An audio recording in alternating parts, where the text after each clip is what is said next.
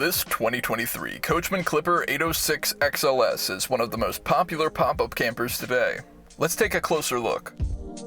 Starting inside, you'll immediately notice your booth seating, which folds down into an additional bed for extra guests. Behind this is one of two insulated tent bunks, which extend out of the unit when folded up.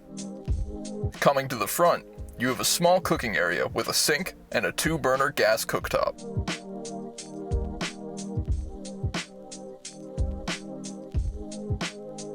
You have storage directly beneath these appliances for storing various cooking utensils. And further below that is an electric cooler.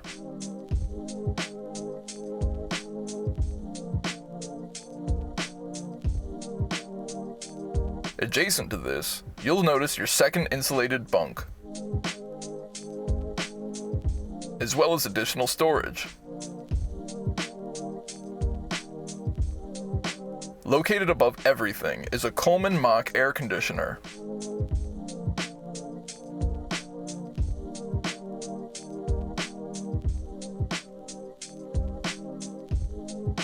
For more information on this unit, visit our website, links in the description.